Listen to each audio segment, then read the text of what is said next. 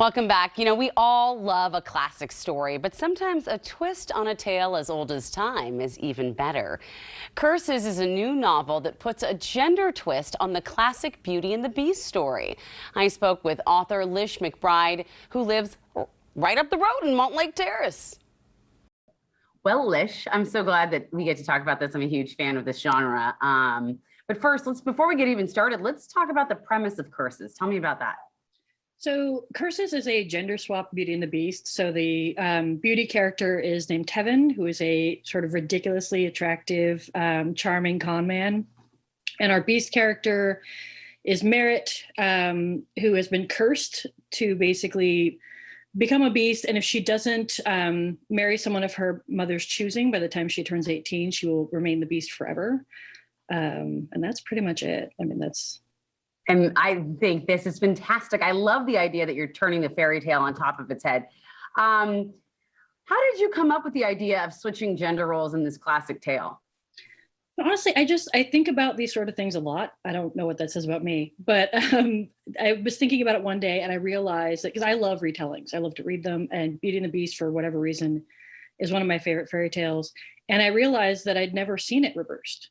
I'd never run into that. And I kind of thought about, well, that's interesting. And what does that do? What does it say about beauty if it's the male character? What does it say about women when we're suddenly put in the role that generally we're taught not to be? Sort of the beastly, loud, aggressive, and what fun could I have with that? That's great. Yes, traditionally women quiet, small, not beast-like, but this is a really fun idea. Do you think more stories we need more stories like this where we kind of flip the concept of what gender has been in a way that is told in a classic fairy tale? I think it makes a good framework because it's something we're very familiar with. And sometimes when we encounter newer ideas, it can be, I think, difficult for us to sort of process them. And so keeping something familiar, but at the same time, bringing those in and seeing things flipped around and realizing that gender has a lot more fluidity than we've been giving it, and what that can say. I think there's a lot of room for it out there. You know, as a little girl who grew up watching all these stories, Beauty and the Beast was one of my favorite movies out of all the Disney series. I'm trying now to think of other stories that would be great to be flipped around. I mean, what do you think it says to little girls, especially girls like us who grew up, watching these things, and then the girls in the future? How important is that to share?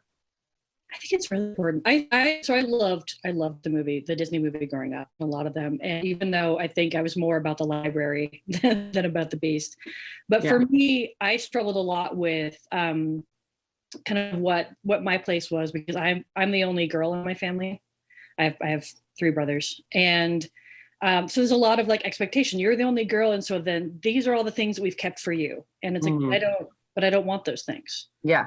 And so I think I thought about it a lot. And when you're getting reinforced with every cartoon you watch, every book you read, it means you're sort of fighting against even a lot more than just at home. It's coming from outside the house and inside the house. And that can be, I think, really difficult for anyone that doesn't fit that narrow mold, which is most of us. I think I've said to my daughter a time or two while reading a book, now remember, this is a fairy tale. I mean, I guess the question would be, are there other boundaries you're considering pushing in future novels? Not just with the gender boundaries, but maybe relationships as well. I'm always open to it. The thing is, I'm not always real aware of where the boundaries are. I think I naturally push them. So I'll think it's something perfectly reasonable. And then someone will point out to me an early draft of Curses that I turned in, my editor was like, oh, I love that you've made this great, matriarchal country. And I was like, oh, I did? Okay, great. I mean, writers aren't always aware, I think, when we're creating of what is actually going into our books. And so what's going to come out? Yeah, I mean, honestly, I don't know any specific boundary I'm hoping to push, but I am definitely the person that likes to shove the little button. Well, I think I like that as well, because I think it's really important, is not just with girls. I have a son too, and I know boys have been affected by these narratives as well. Is it just as important for young men? Absolutely. I have two boys. One's 17 and one is 6. And yeah, it's the same. Like we've had to really, I think, fight against the same sort of narrative where, especially with my boys, I wanted them to be like, it's okay to hug people. It is okay Yeah. to cry. It is okay to have these things. And that was part of the fun of writing Tevin, is because he has a fairly toxic family, but also a fairly supportive family. And you see a lot of that where he basically is being allowed to have feelings and kind of have more of the things that we set aside usually for the women. And it was a lot of fun, but it also made me realize how much of that I had internalized on Yeah. my own. Just that you don't really realize how much you've taken in until you're actually pushing against it and going, wait, why do I think this? Do I actually believe it? Or is it just something that got handed to me and I've taken? It's very fascinating. Lish, thank you so much for taking the time to talk to us, and congratulations on Curses. Thank you.